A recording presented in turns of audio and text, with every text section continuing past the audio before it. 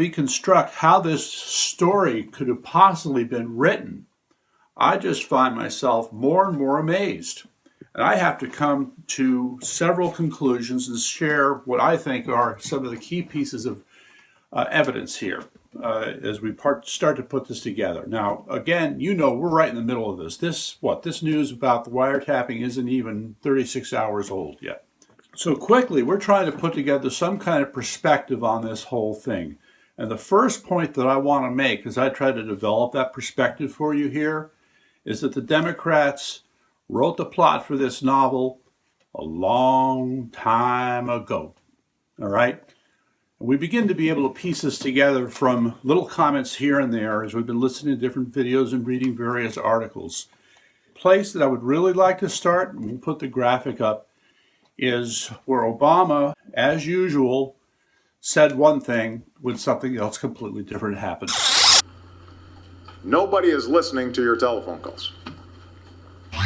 The erosion of their rights swells. Brazilian President Dilma Rousseff has canceled a state trip to Washington until she receives a full public apology from President Obama for spying on her government's phone calls and email. In this case, he made the comment, well, we don't listen to Americans' phone calls. And hours later comes the revelation that the NSA wasn't just listening to everybody's phone calls, but oops, we didn't really mean to do that. It was kind of a mistake. Yeah, really. Okay. WikiLeaks then puts out a piece where they review the number of people that Obama has wiretapped or surveilled who are supposedly our friends and allies. A little program called Mystic, the one where at least 5 foreign countries were getting their phones tracked or tapped. Well, Mexico, Kenya, the Philippines, the Bahamas, and Country X originally were in this dragnet, with the NSA tracking the time, source, and destination of the calls. Further, the Bahamas and Country X were in a program called Somalget, where nearly the entire nation's calls were recorded and stored for 30 days. And the most famous one, of course, was wiretapping Angela Merkel's phone, okay, the Prime Minister of Germany. Seitdem wir über die NSA sprechen, auch immer wieder gegenüber dem amerikanischen Präsidenten deutlich gemacht, Ausspähen unter Freunden. Classic. But later we learn out that he is, there's the World Trade Organization. There's a key person in there that he was following. He was eavesdropping on climate change people. Forced to study glaciers and global warming? What's going on? It's ridiculous, Brian. And for Obama to be having the CIA involved in climate change research is totally outrageous. The CIA stands for Central Intelligence Agency, not Climate Intelligence Agency. The next comment, Mark Levin listed 7 or 8 articles today from sources like New York Times, Washington Post, The Guardian, and one I hadn't heard of before called Heat Street, in which it was made very clear that the evidence is as plain as day in the public record that this FISA warrant was granted and that the spying was done. The news reports, you mentioned the New York Times, January 20th. I just want to make sure CNN and MSNBC are aware of this. They watch all the time, Mark. Nobody's watching them. Go ahead.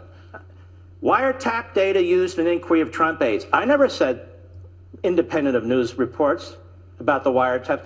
Wiretap data used in inquiry of Trump aides. Well, didn't Mr. Clapper say there were no FISA orders issued? Can you play that tape for me so I can comment on that and pull this together? I think we have that loaded, because he said it on Meet the Press this weekend. But we'll get it in a second. It's very profound. Yeah, well, but we'll get to that in a second. Go ahead.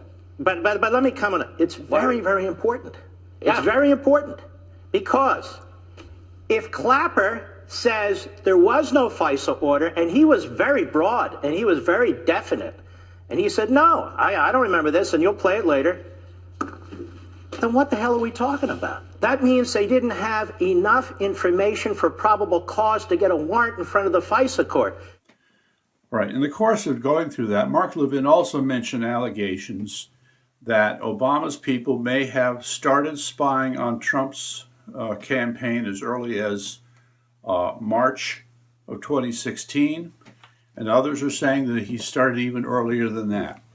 Now, my problem has been that if he did that to Trump that early, what about the other people who would have been competitors to Trump? I don't know. We haven't seen any discussion on that yet, but I'm just raising it as a point of consideration. Up to the election, the whole purpose of collecting all this information and spying on him was to find ways to help Hillary win the election. She loses. Well, then all of a sudden, the priorities for this whole project shift. I mean, it's a funny thing when you think about it. We hear all these stories about how they're very confident they were going to win, yet they're doing this spying. So was this them hedging their bets? And if so, maybe they had another plan if they lost. We'd love to know what that plan is, but I think we're beginning to see that unfold. So you're looking at all these attempts to continue to link Trump to some form of collusion with Russia, and there's no evidence of it. Same for Jeff Sessions. And at the same time, you're seeing all this other evidence that if anybody had a close working relationship with the Russians, it was certainly the Democrats. And they've had to lie, outright lie, about interactions that they've had with the Russians. We are still waiting for further allegations, further charges to come forth. We're expecting President Trump to provide more support for his allegation, even though it's clear in the record, despite what other people are saying, that this all has actually happened.